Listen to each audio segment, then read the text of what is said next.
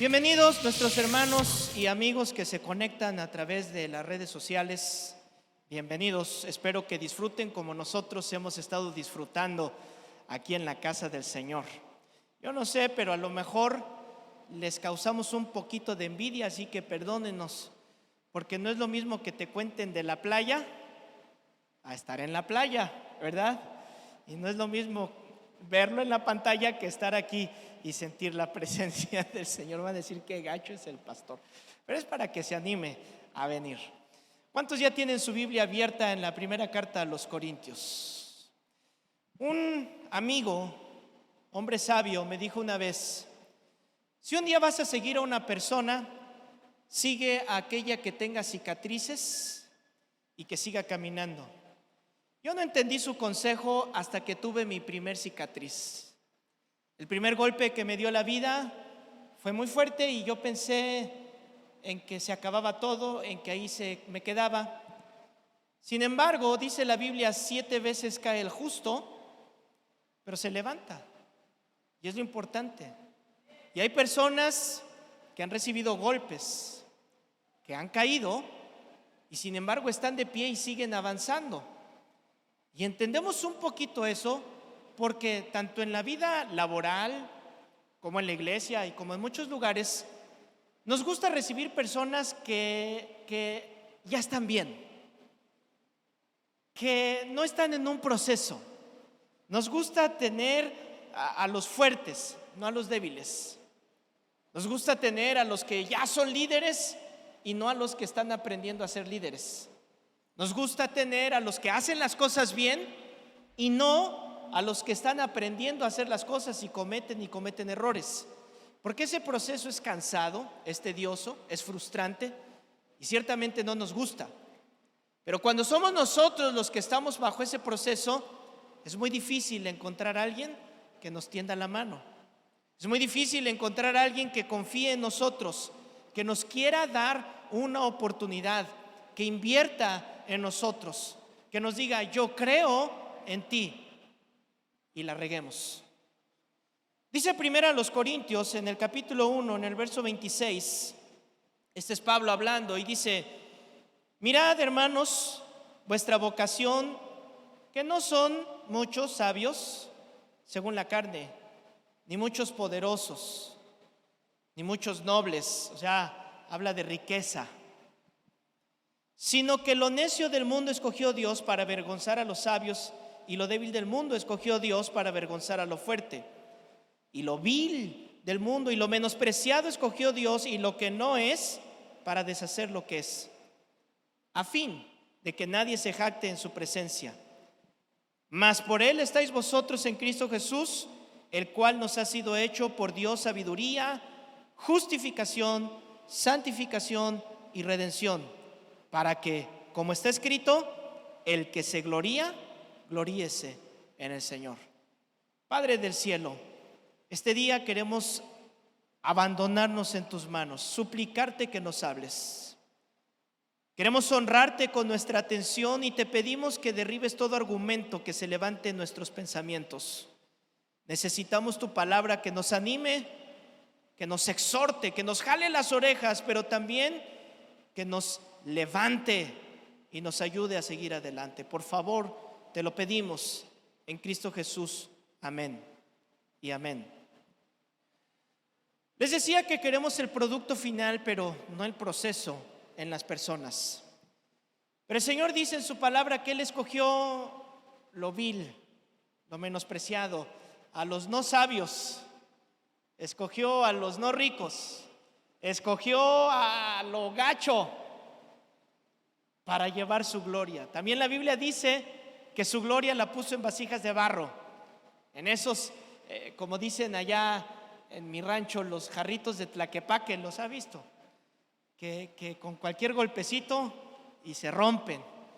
Y en esos vasos el Señor puso su gloria poderosa. El personaje que vamos a hablar hoy es un personaje que entendió de primera mano estos pasajes, que entendió lo que es equivocarse, lo que es cometer errores, lo que es volver atrás, lo que es abandonar el camino de Dios y volverse a levantar y seguir adelante. Este hombre se llama Juan Marcos. Y la Biblia dice que nos ocupa de esta manera con un propósito, para que nadie se jacte delante de la presencia de Dios, para que nadie se sienta papas fritas chipocludo, para que nadie piense que por sus estudios, su condición, su cartera, sus dones, sus talentos, es que logra hacer las cosas, porque te da una gripita y se acabó todo. ¿Se acabó? ¿Y verdad que lo sabemos? ¿Verdad que ya lo comprobamos en carne propia, que nos manda un pequeño virus y se acabó todo? Debemos de entender que lo que hacemos y podemos hacer, todo es por la misericordia de Dios. Juan Marcos aparece en el libro de los Hechos, en el capítulo 12.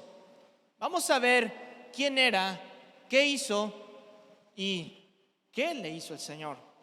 Capítulo 12, versículo 12 dice así: y habiendo considerado esto, llegó a casa de María, la madre de Juan, el que tenía por sobrenombre Marcos, donde muchos estaban reunidos y orando. Juan era el hijo de María. María, vamos a ubicarla como María, la de Jerusalén, porque usted sabe que en la Biblia hay muchas Marías. Para ubicar a María, la de Jerusalén, y usted se dio un poquito de idea, es donde el Señor Jesús pasaba tiempo, donde posiblemente se hizo la última cena, en la casa de María. Yo no sé si Juan ya había nacido, yo no sé si Juan había estado ahí, pero fue en esa casa donde ya había un discipulado, un hogar donde Juan pudo entender de primera mano las riquezas, la misericordia y cuán grande es el Señor. Su nombre de nacimiento, Juan, que significa la gracia de Dios. Pero a partir del libro de los Hechos, le cambian el nombre por Marcos. En Hechos 12 se llama Juan Marcos, pero a partir del capítulo 15 en adelante, la Biblia deja de llamarle Juan Marcos y solamente lo va a reconocer por Marcos. Podemos deducir que Marcos vivía cómodamente, porque para hacerse las reuniones también de la primera iglesia, las reuniones de la primera iglesia se hacían aquí en la casa de María. Debió tener una casa grande, un lugar amplio donde poder recibir a las personas. Por eso es que algunos estudiosos de la Biblia dicen que posiblemente Juan Marcos era un joven de una posición económica acomodada. Los muchachos de hoy tal vez dirían era fresa. No, dicen fresa. De su padre no sabemos nada, no nos dice nada de él. Pero en primera de Pedro, capítulo 5, leemos lo siguiente. Acompáñenme, por favor. Primera de Pedro, capítulo 5, versículo 13. Los voy a traer del tingo al tango con la Biblia para que entendamos quién fue este joven. Dice así el versículo 13: la iglesia que está en Babilonia, elegida juntamente con vosotros, y Marcos, mi hijo, os saluda. Juan Marcos era sobrino de Bernabé. ¿Cuántos se acuerdan de Bernabé? ¿Sí se acuerdan? Lo estudiamos el domingo pasado, ya es mucho si no se acuerda. ¿Cuál era la característica preeminente de Bernabé? ¿Quién se acuerda? Era el que echaba la mano, el que ayudaba. Entonces, al ser primo de Bernabé, pues obviamente, ¿quién lo iba a jalar? ¿Quién lo iba a ayudar? Pues Bernabé se lo iba a jalar, Bernabé lo iba a invitar. Pero con el paso del tiempo y por este pasaje de Pedro, podemos llegar a ver que Pedro se hizo pastor de Juan Marcos, al punto que Pedro le llama mi hijo. Se convirtió, como conocemos, en un hijo espiritual. Juan Marcos fue un hombre que tuvo una oportunidad de oro, una oportunidad preciada, porque él pudo tener una educación de primera mano con Pablo y con Bernabé. Fueron sus maestros. Juan Marcos tuvo la oportunidad de experimentar el primer viaje misionero de Pablo.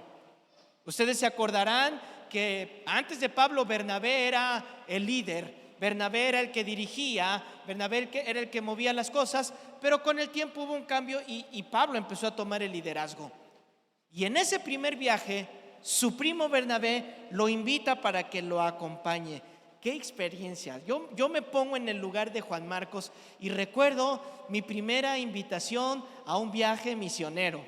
Y cuando te dicen viaje misionero, no sé si te pasa lo que a mí me pasó, que me imaginé mi ropa de Rambo, ya me estaba poniendo mis tiras negras aquí, mi cuchillo y preparado para irme y meterme en la selva y enfrentar leones y enfrentar grandes peligros. ¿A alguien le pasó así en su primer viaje misionero?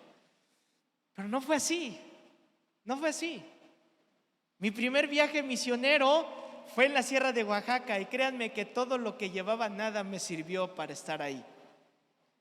Juan Marcos se preparó y, como les decía, tenía un estilo de vida, tenía una forma de vida, y yo supongo, porque quiero meterme un poquito en él, que se emocionó al ser invitado a este primer viaje. Usted recordará que Pablo describe que los persiguieron, que naufragaron, los golpearon, lo mordió una serpiente, los metieron a la cárcel. ¿Recuerdan todo lo que pasó en los viajes de Pablo? De acuerdo a la Biblia, Juan Marcos viajó con ellos hasta Antioquía. Antioquía era una iglesia de gentiles, la primera iglesia de gentiles. De hecho, la iglesia de Jerusalén, cuando Pablo llevó una ofrenda de Antioquía a Jerusalén, la iglesia de Jerusalén no le quería recibir muy bien la ofrenda a Pablo, porque todavía sentían raro que los gentiles, es decir, los no judíos, estuvieran recibiendo el Espíritu de Dios. Y que el Señor estuviera haciendo maravillas en ellos era complicado. Entonces Juan Marcos viaja con ellos dos y llegan hasta la iglesia de Antioquía. A partir de ese momento se convierte en su ayudante. Leámoslo en Hechos capítulo 13, versículo 5. Y llegados a Salamina, anunciaban la palabra de Dios en las sinagogas de los judíos. ¿Quiénes anunciaban? Pablo y Bernabé. Tenían también a Juan de ayudante. Esta palabra ayudante ya la hemos estudiado algunas veces, es la palabra uperete. A ver, diga conmigo, uperete. No, de veras dígalo, uperete. Porque después de un rato se convierte en la palabra favorita, ¿no? Uperete. Uperete era un sirviente, su significado, del nivel más bajo. Un sirviente del nivel más bajo. Es decir, los uperetes son, cuando viajaban en los barcos, son los que metían en las galeras, donde estaba el barco, y los ponían a remar. Ellos estaban en los barcos y estaban remando para llevar. No eran vistos, no eran aplaudidos, ni siquiera a veces sabían que estaban ahí. Y dice la Biblia que Pablo y Bernabé van a empezar su viaje y le dicen a este muchacho de ciudad, a este muchacho acomodado: vente con nosotros, te vamos a entrenar. Y se va con ellos, empieza el viaje y le dicen: ok, vas a ser nuestro uperete. Así que bájate y empieza a remar, empieza a trabajar. Hay diferentes maneras de tomar esto. Yo pienso que hay algunos que lo tomamos con mucho entusiasmo, y cuando te dicen: órale, ¿quieres servir al Señor? Sí. ¿Te tocan los baños? Va, no importa, yo le entro a los baños. Pero yo he visto algunos que dicen: la primera vez, va. La segunda vez, órale. Pero la tercera vez dicen: es que ya me agarraron de su puerquito. Es que ya les gustó que siempre yo, es a mí al que me ponen. Me gusta la traducción de la Reina Valera antigua, porque dice la palabra que leímos ahorita como sirviente, dice, tenían también a Juan de ayudante. La versión antigua dice: y tenían también a Juan en el ministerio. Wow. ¿Dónde tenían a Juan? En el ministerio. ¿Y qué era el ministerio? Es que yo soy ministro de Dios, aleluya. Oh, es que yo, aleluya, soy el ministro. Bueno, le podemos decir, bueno, buenos días, superete, ¿cómo estás? Es el sirviente. Eres el esclavo de Dios. Para eso fuimos llamados, para servir al Señor. No tomarnos posiciones, no tomarnos, no, que no me vean haciendo esto porque ¿qué van a decir de mí? Yo no voy a hacer eso. Al contrario, donde haya una oportunidad de servicio, éntrale, métete, toma la oportunidad. Son privilegios que el Señor nos da. Son los servidores más humildes, pero más importantes en su labor. Regrésate al capítulo 13, en el versículo 13, y vamos a ver cómo toda esta emoción de Juan Marcos da un giro inesperado. Estar emocionado, estar sirviendo, estar trabajando para el Señor, dejar atrás la casa, la comodidad. Si estuviera en nuestros días, tal vez dejaría el internet. Hace un tiempo hicimos un viaje misionero, mi esposa se ha de acordar. Invitamos a una joven que fuera con nosotros, una joven que empezaba a dar sus pasos en el Señor. Y le dijimos, oye, acompáñanos, esta va a ser una experiencia muy bonita para ti, la vas a disfrutar mucho. ¿Y saben cuál fue su primer pregunta? ¿Pero va a haber internet? ¿Dónde vamos? No, delante de Dios nos dijo eso. A donde vamos no hay ni señal, no hay ni señal. Y ¿sabes qué? Ni tiempo para sacar el celular nos va a dar, vamos a estar ocupados. Yo pienso que si Juan Marcos hubiera estado en este tiempo, a lo mejor preguntaría eso, ¿no? Y él se va emocionado y él va listo para trabajar. ¿Quieren que sea uperete? Voy a ser uperete. ¿Quieren que barra? Voy a barrer. No llega nadie cuando me citaron al servicio, no importa, yo lo voy a hacer. De pronto, versículo 13, habiendo zarpado de Pafos, Pablo y sus compañeros arribaron a Perge de Panfilia. Pero Juan Marcos, apartándose de ellos, volvió a Jerusalén. Apenas estaban agarrando el ritmo del viaje. Todavía no se enfrentan a grandes peligros. Han pasado algunas aventuras, han pasado sufrimiento. Recorrieron veredas, dice la Biblia, para llegar a las iglesias, a Chipre, a los lugares donde no había ni judíos ni creyentes, nada. Cuando Juan vio la diferencia de predicar con alguien que conoce, hermano, porque aquí mire usted qué calladito está, qué bien se porta, está sentado, está poniendo atención, pero irse a la calle donde no te hacen caso, donde está el de los tamales, donde pasa el panadero, donde llegan los chicos banda y están echándote miradas de que te van a golpear al final de todo, donde te cierran la puerta en las narices, donde experimentas de manera diferente. Y los caminos que pasaban, no, ni siquiera era que cabía una carreta. Las veredas eran caminitos en medio de donde ellos fueran, donde tenían que hacerse el espacio. Definitivamente había animales, había moscos, había peligros de animales salvajes que pudieran atacarlos. Y Juan Marcos experimentó una parte de ese viaje. Pero ¿qué pasó cuando llegaron a Panfilia? Juan Marcos simplemente huyó, se fue. Ya no estaba para tener estas condiciones, ya no quería seguir con esto. Me trato de imaginar cómo fue su partida. Tenía a Pablo y Bernabé durmiendo. ¿Qué te imaginas que hacía? ¿Cómo pensaba? ¿Les digo? No les digo.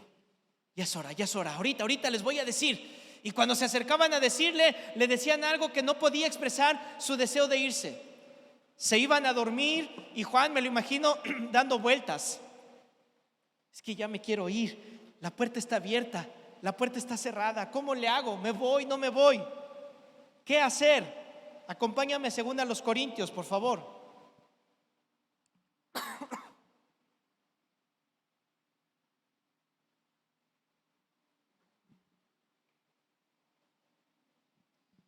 Juan está en momentos de dudas. Y en los momentos de dudas es donde se aparece tu enemigo. En el momento donde no sabes qué hacer. ¿Me voy? ¿No me voy? ¿Lo dejo? ¿No lo dejo? ¿Vuelvo atrás o no vuelvo atrás? El enemigo se acerca y te dice al oído: tranquilo, ya estuvo, le echaste ganas, hiciste lo que pudiste, vamos, ya déjalo, tu mamá te necesita en casa, vuelve a casa y deja de hacer lo que estás haciendo. Total, puedes ir los domingos. El domingo ve, siéntate un rato. Si quieres aplaudir, aplaude. ¿Te mereces alejarte? ¿Te mereces un descanso? ¿Te mereces dejar de servir? ¿Te mereces ya no hacer lo que estabas haciendo? Porque acuérdate que te han tratado mal. Acuérdate que has sido el único que ha hecho este trabajo. Acuérdate que eres el único que llega puntual y todos los demás parece que no hacen nada. Cuando te vas a remar, Juan Marcos, ¿te has fijado que los demás no reman igual que tú y tú eres el único que te estás esforzando? Son las palabras que el enemigo susurra al oído de las personas. Juan Marcos está en este momento. ¿Por qué? ¿Por qué renunciar? ¿Por qué algunos de nosotros renunciamos después de haber iniciado el camino del Señor y volvemos atrás? ¿Te has preguntado? ¿Te has preguntado por qué a veces tú eras de los que más servía? Tal vez eras el líder de jóvenes, eras el que participaba en el canto. ¿Por qué alejarse de Dios? ¿Por qué volver atrás? ¿Por qué abandonar sus caminos? Todos, absolutamente todos, tarde o temprano, enfrentamos este momento de decisión. Enfrentamos este momento donde decimos: quiero renunciar. Y si no lo has pasado, ¿qué crees? Lo vas a pasar. Porque es una prueba de todos. El día de la decisión, ¿vuelvo atrás o sigo adelante? Te voy a adelantar un poco, porque ya leí el final de la historia. Y si tú fuiste llamado por Dios, vas a regresar. Vas a regresar, te lo digo. Vas a regresar. Cojo, manco, tuerto, con un tiempito en la cárcel, solo, no sé, enlodado, comiendo algarrobas, pero vas a regresar. Si el Señor te llamó, si el Señor te llamó. Pablo hace un breve y sustancioso resumen de lo que enfrentaron y quiero que lo lea conmigo. Capítulo 11, versículo 23, para que usted vea lo que representaba el ministerio. ¿Son ministros de Cristo?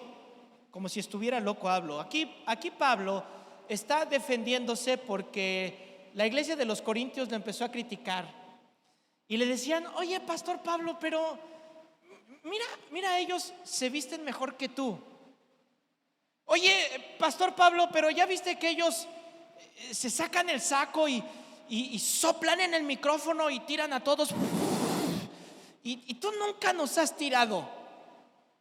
Oye, pastor, es que ya viste que cuando hace algo suceden cosas así bien padres.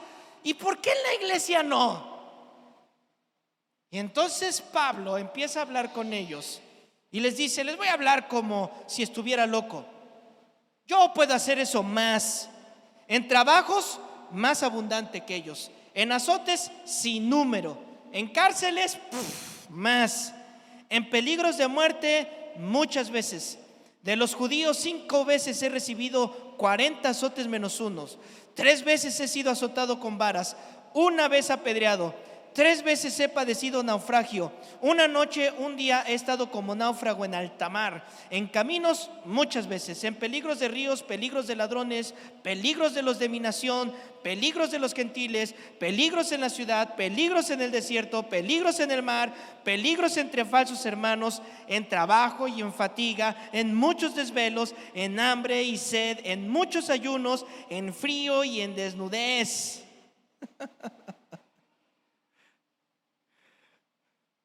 Ahora entiende por qué Juan dijo: más vale aquí corrió que aquí quedó.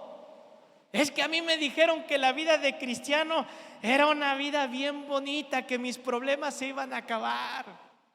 Es que a mí me dijeron que si recibía a Cristo en mi corazón, todo iba a ser bonito.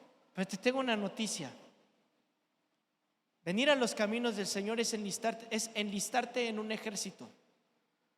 Es ir contra la corriente, es ir contra la marea, es ir en contra de casi todo. Pero ¿sabes algo? Vas en unas fuerzas sobrenaturales que son las del Espíritu Santo. Leí en uno de los comentaristas las razones por las cuales Juan Marcos pudo haberse alejado. Y una de las razones que a mí me llamó mucha la atención es que cuando leemos la Biblia, a partir del capítulo 15, desde el capítulo 13, se empieza a mencionar los nombres al revés: Pablo y Bernabé. Y en los capítulos anteriores siempre se decía Bernabé y Pablo. La manera antigua de darle preeminencia a las personas era escribirlos en orden de jerarquía. Si usted ve los nombres de los discípulos de Jesús, siempre están escritos en orden de jerarquía. Lo mismo cuando escribieron la Biblia, siempre se ponía al primero en jerarquía. ¿Quién era el primero en jerarquía? Bernabé. Bernabé y Pablo. Bernabé y Pablo. Bernabé y Pablo. Pero en el capítulo 13, donde Juan Marcos decide irse, empezamos a ver que la Biblia ahora dice Pablo y Bernabé. Pablo y Bernabé. ¿Qué otra razón pudo haber hecho que Juan Marcos se fuera de esto? Yo creo que pudo haber sido también su liderazgo. Cuando el pastor te falla, pero los pastores fallamos. Una persona vino y me dijo: pastor, es que quiero estar en la iglesia, quiero reunirme con ustedes. Y mi respuesta es siempre es: primero, conoce la iglesia. Porque conforme pasa el tiempo, conocemos más los errores, los defectos. ¿Sí o no? Conoce los defectos de la iglesia. Porque la iglesia perfecta no existe. Y si existiera el día que tú llegaste, se echó a perder. Ya no es la iglesia perfecta. El pastor perfecto no existe. El liderazgo, los ancianos perfectos no existen. Tarde o temprano vamos a fallarte. Vamos a cometer errores. En la medida que pasas más tiempo con una persona, te decepciona más porque la conoces más. Me acuerdo la primera vez que alguien me vio con una bermuda. Me lo encontré en el súper y cuando me vio con una bermuda me dijo: pastor, ¿es que usas bermudas? No me has visto salir en pijama. En la medida que pasa el tiempo, más conocemos y más vemos lo que no nos gusta de las personas, lo que no nos gusta de la iglesia, lo que no nos gusta del liderazgo. Y eso es un factor para que te desanimes. Eso es un factor para que abandones. Eso es un factor para que vuelvas atrás. Y el peor error que cometemos es cuando nos alejamos de Dios por culpa de los hombres. Porque cuando nos alejamos de Dios, va a venir el devorador y te va a devorar. No va a tener misericordia. Se va a meter en tu familia, se va a meter en tu mente, se va a meter en tu economía, se va a meter en tu integridad, se va a meter en tu moral, se va a meter a destruir y dejar secuelas para toda tu vida. Lo va a hacer. Y este es un problema que no podemos eliminar, que yo no me atrevería a decirte no va a pasar. Al contrario, va a pasar. Esperabas que el pastor o el jefe o alguna persona te llamara en algún momento, te visitara en otro momento. Esperabas otro comportamiento al exponerle tu causa, al exponerle lo que estabas pasando, y no te respondió como tú querías. ¿Y qué hizo Juan Marcos? Me voy. No quiero estar más con ese pastor. Si siguiera Bernabé, esto lo estoy intuyendo yo, ¿ok? Si siguiera Bernabé, yo sigo con Bernabé. Pero con Pablo, ¿ese quién es? ¿Quién se cree? Si Bernabé lo trajo, si nadie lo quería escuchar, si no fuera por Bernabé, se atrevieron a escucharlo, a meterlo a la iglesia. Yo así no juego. Y se fue. Y algunos pudieran ser duros con Juan Marcos, porque eso nos topamos en la iglesia. Cuando alguien cae, cuando alguien se aleja, ay, Dios mío, los que somos destinados a ayudarles y a levantarles, pareciera que somos llamados a enterrarlos más. Si caíste en alcoholismo, ven a la iglesia. Si caíste en adulterio o fornicación, ven a la iglesia. Si cometiste errores, ven a la iglesia. ¿Te va a tocar un sermón? ¿Te van a sermonear en la iglesia? ¿Usted qué cree? ¿Que sí o que no? Pues sí, te va a tocar. ¿Por qué? Ay, es que lo dijo todo por mí. Pues sí, ¿por quién más lo voy a decir? Pero ¿sabes algo? Cuando el Señor habla a través de su palabra, sí, llega dura, pero siempre es con el fundamento del amor, para levantarte, para restaurarte, para que sigas adelante. Te va a quedar una cicatriz, te va a quedar un golpe, sí, pero tienes que levantarte. ¿Cuántos abandonaron el coro por otros del coro, por el líder del coro? ¿Cuántos abandonaron un privilegio porque el encargado les dijo, les hizo, o alguien les dijo, les hizo algo, y abandonaron lo que Dios les dio, el privilegio que tenían? ¿Cuántas veces hiciste promesa con el Señor de que ibas a hacer algo y has abandonado tu promesa? Dijiste, ahora sí te prometo que voy a empezar a leer la Biblia, y lo abandonaste. Prometiste que ibas a empezar a orar y lo abandonaste. Prometiste que ibas a hacer algo y no lo hiciste.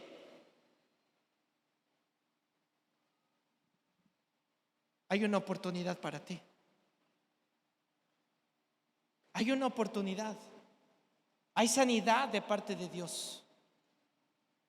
Hay una nueva perspectiva. Pedro dice, renueva el espíritu de tu mente. ¿Qué significa eso? Renueva tu manera de pensar. Porque si tú sigues dejando todo, las telarañas, el odio, el rencor, las ganas de vengarte, tienes sapos, víboras, escorpiones en el pensamiento, y dicen, es que tú fuiste a la iglesia y te lavaron el cerebro. ¿Tú qué les dices? Sí. Sí. ¿Por qué? Porque traía un mugrero aquí, que solo la palabra del Señor me ayuda a descansar en Él. Solo así puedo hacerlo. Filipenses 1:5 dice, porque vuestra comunión en el Evangelio desde el primer día hasta ahora, estando persuadido de esto, que el que comenzó en ustedes la buena obra, ¿qué dice la Biblia?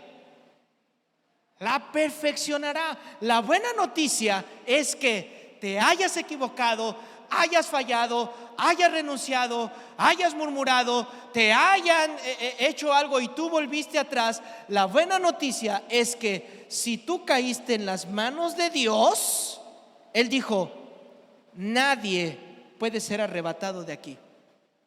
Nadie. Lo va a perfeccionar. ¿Cómo? Escúchame atentamente, porque empiezan los procesos de Dios. Y yo sé que nadie quiere que le hablemos de los procesos de Dios.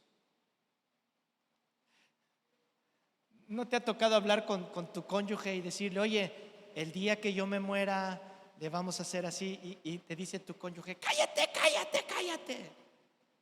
¿No te ha dicho así? A mí me dicen, la boca se te haga chicharrón. Y yo, por si estoy trompudo y luego de chicharrón, hermano.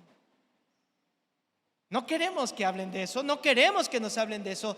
Pero ¿qué crees? Yo te tengo que hablar de los procesos de Dios. ¿Por qué? Porque dice la Biblia que si el Señor te tomó, que si tú estás en sus planes y tú, no Dios, tú decidiste volver atrás, tú decidiste alejarte, tú decidiste hacer algo que Dios no te dijo que hicieras. Su palabra dice que Él no te va a dejar, que Él no te va a abandonar, Él no te va a dar la espalda, Él no se va a escandalizar por lo que hiciste. Él te va a perseguir, va a estar contigo cuando lo necesites, te va a agarrar, te va a restaurar, pero te va a procesar. Y el proceso, damas y caballeros, duele.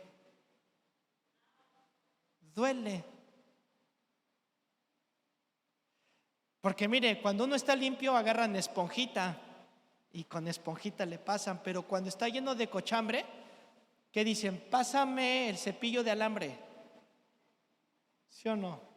Y a darle para quitar toda la cochambre. Dice Hebreos 12:6, porque el Señor al que ama, ¿qué le hace? Esta palabra es dura y me encanta. Lo disciplina y azota a todo el que recibe por hijo. ¿Cuántos hijos de Dios hay aquí? ya después de esto como que ya la pensó, ¿no? Como, ay, a ver, sin miedo. ¿Cuántos hijos de Dios hay aquí?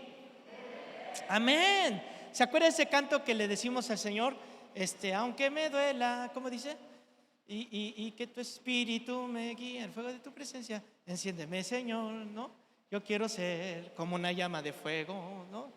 Y que queme toda carne. Y todavía le cantamos, aunque me duela, ¿no? Y yo me imagino al Señor, ay, qué bonito, porque sí te va a doler. Sí te voy a meter, pero ¿qué crees? Vas a salir, pero calidation. Vas a salir refulgente, vas a salir sonriente. El profeta decía, es que cuando me lo como, este pan es amargo, pero una vez que llega al vientre es dulce. Y así es el proceso del Señor. Como que uno dice, no, Señor, pero es dulce. Te voy a decir por qué. Dice el versículo 7, si soportas la disciplina. Quiere decir que hay algunos que no la soportan. Quiere decir que hay algunos que no van a aguantar. Pero si no aguantan es porque no fueron hijos de Dios. Pero si tú soportas la disciplina, Dios te trata como hijo. ¿Por qué? ¿Por qué hijo es aquel a quien el Padre no disciplina? Pero si te dejas sin disciplina, de la cual ya todos pasamos, entonces eres bastardo y no hijo. Entrar en un trato, en un proceso, es por amor. Es para restaurarte, es para levantarte, es para que vuelvas a tu primer amor.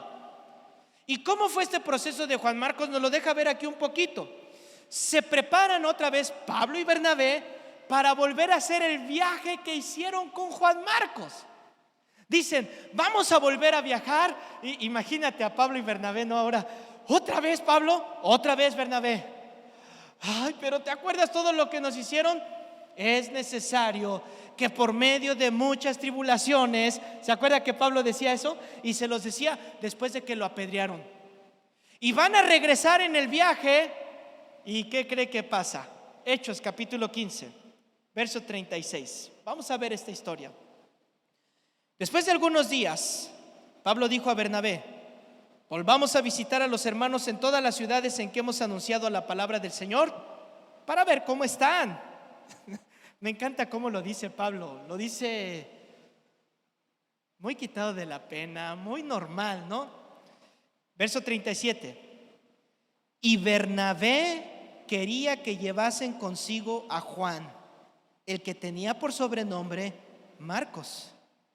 Pero a Pablo no le parecía bien llevar consigo al que se había apartado de ellos desde Panfilia y no había ido con ellos a la obra. Definitivamente, Bernabé es el hombre de oportunidades. Y Bernabé le dice: te voy a dar una oportunidad. Han pasado 2 años. Y Bernabé le dice a Juan: Juan, vamos a hacer otro viaje, vente. Y Juan está deseoso de hacerlo. Juan quiere ir. Póngase en el lugar de Juan. Fallé una vez, me equivoqué una vez. ¿Qué haces la segunda vez? ¿Qué dices la segunda vez? Esta vez no me pasa. O no, al menos la mayoría diríamos eso. Esta vez no, voy a seguir y le voy a echar ganas y voy a volver. Y entonces llega con ellos dos, arrepentido por su falla primera.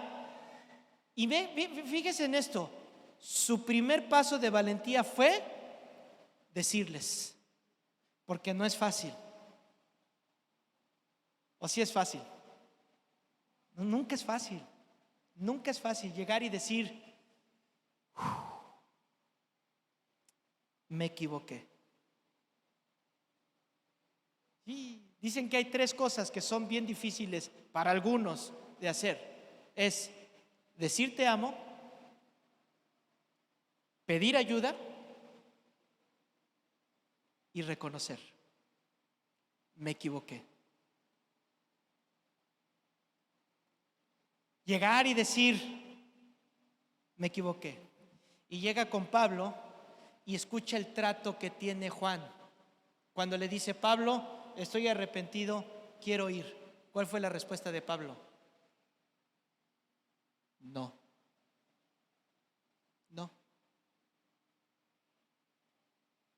¿Tú qué sentirías? No, en serio, ¿qué sentirías si ya llegaste así arrepentido y dices: cámara, ya estuvo, ¿no? Es que el domingo me dijeron que se me salía lo chilango muchas veces. Y que te digan: no. Aquí entre nos, ¿tú qué harías si tienes rechazo? Yo me conozco unos que dirían: pues ¿y para qué vine entonces? Pues si nada más vine porque decidí, pero tú me recibes así, pues ahí nos vemos y me voy. Y se va más enojado. ¿Sí o no, hermano? Mire, dice aquel: te pareces tanto a mí. Es difícil este trato. Número 1. Número 2, viene, se arrepiente. ¿Cómo te sentirías tú que por tu culpa 2 amigos se separen? ¿Cómo te sentirías? Porque la historia sigue diciendo, versículo 39: y hubo tal desacuerdo entre ellos que se separaron Pablo de Bernabé. ¿Tú qué hubieras sentido si estás ahí en ese momento y ves a 2 ministros, a 2 hombres de Dios, a 2 ungidos de Dios, 2 personas que aman a Dios, 2 personas que saben que el amor es lo esencial, 2 personas que predican que hay que perdonar, 2 personas que han compartido su vida juntos mucho tiempo, y un día llegaste tú y por tu mal comportamiento, por tus errores, esas personas se separaron, esas personas ya no están más juntas?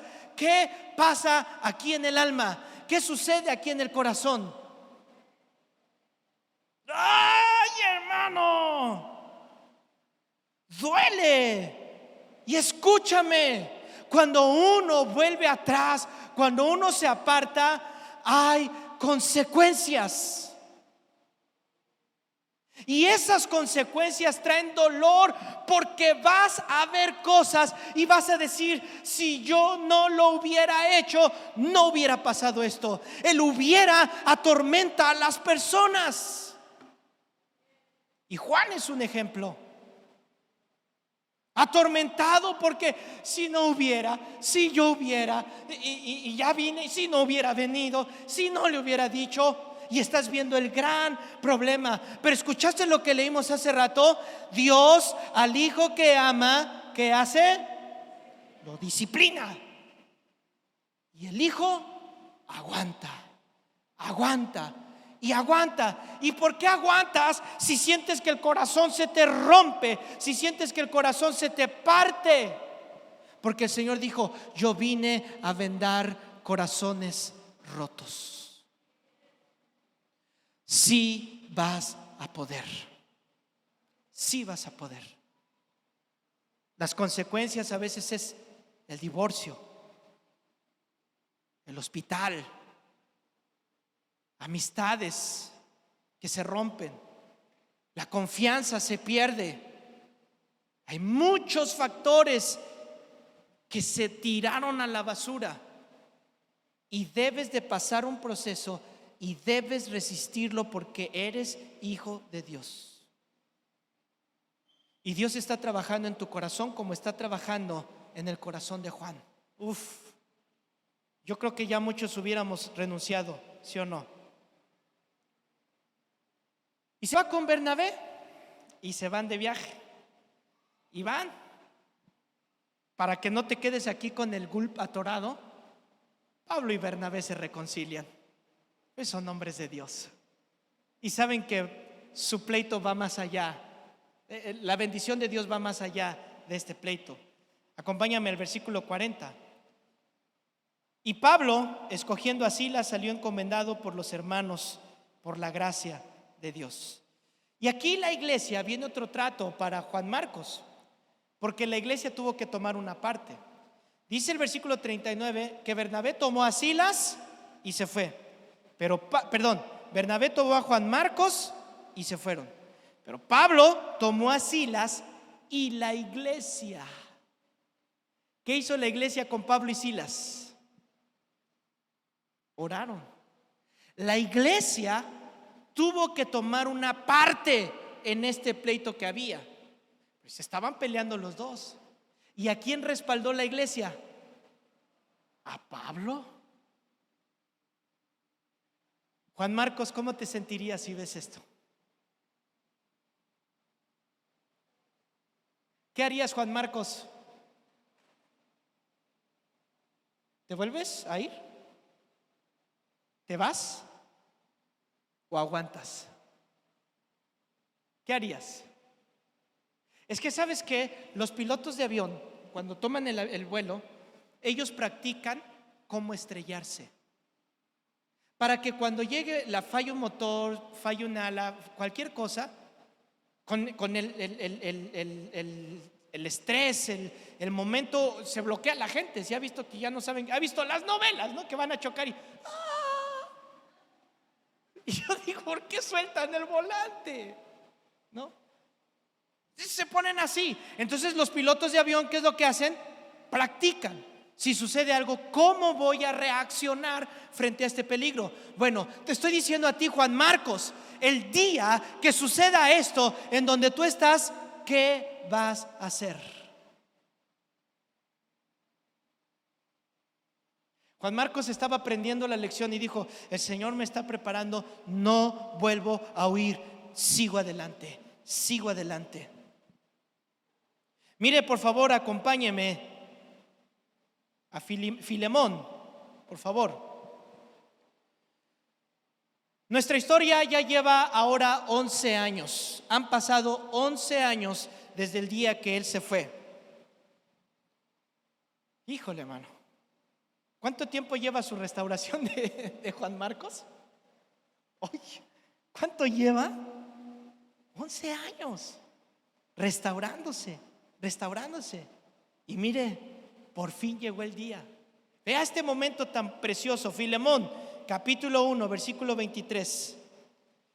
Te saludan Epafras, mi compañero de prisiones por Cristo Jesús. Marcos, este es Pablo escribiendo. ¿Y quién está con Pablo? Marcos. Pablo ahora está en Roma y está escribiendo. ¿Y quién crees que se convirtió en su compañero de Pablo? Juan Marcos. Dice Colosenses capítulo 4 versículo 10. Colosenses capítulo 4 versículo 10 dice así: Aristarco, este es Pablo hablando, Aristarco, mi compañero de prisiones os saluda. ¿Y quién? Marcos, el sobrino de Bernabé, acerca del cual habéis recibido mandamientos. Y Pablo dice, si fuere a vosotros, si va Juan Marcos con ustedes, ¿qué les dice? Recíbanlo. Wow. ¿En qué se convirtió entonces Juan Marcos? En un cercano de Pablo, quien al principio estaba enojado, quien al principio estaba alejado, quien no lo quiso y quien Dios ocupó ¿para qué? Para empezar su restauración. Y se sintió mal, pero Pablo dijo: mándenme a Juan Marcos porque me es útil para la obra. Imagínate el día que le dijeron a Juan Marcos: Juan, dice Pablo que quiere que vayas y le ayudes. ¿Tú qué hubieras hecho, Juan?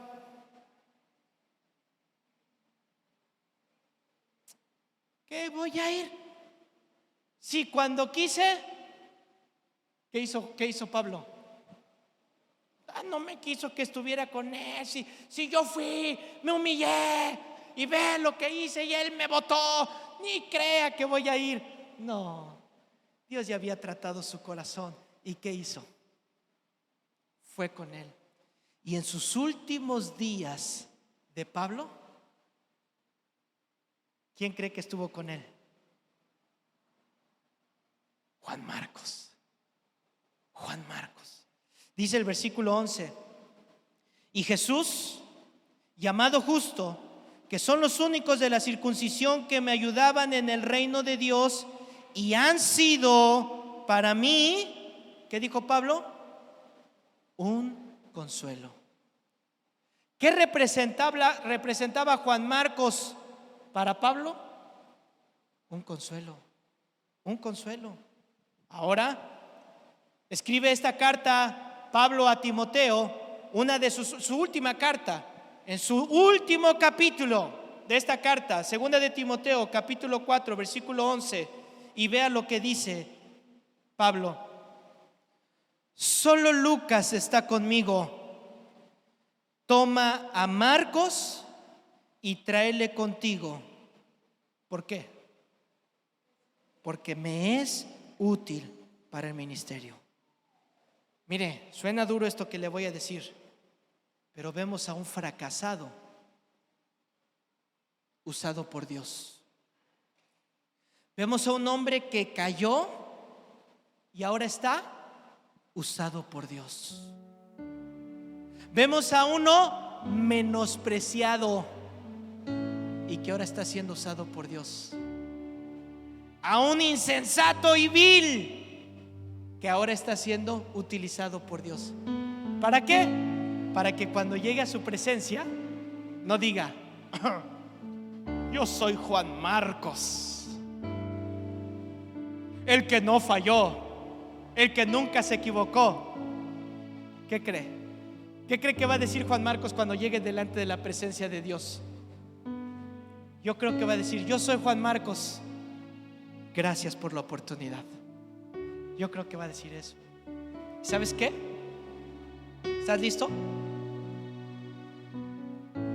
Este Juan Marcos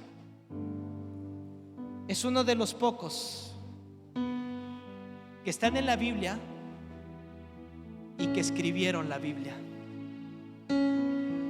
Las cartas las escribió Pablo, Pedro, Judas. Fueron pocos los que escribieron.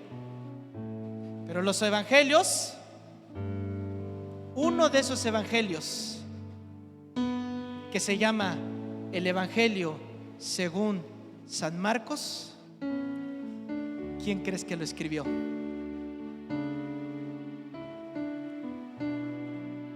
El que se echó para atrás. Te pregunto, ¿tú crees que Dios pueda restaurarte? ¿Tú crees que Dios pueda levantarte?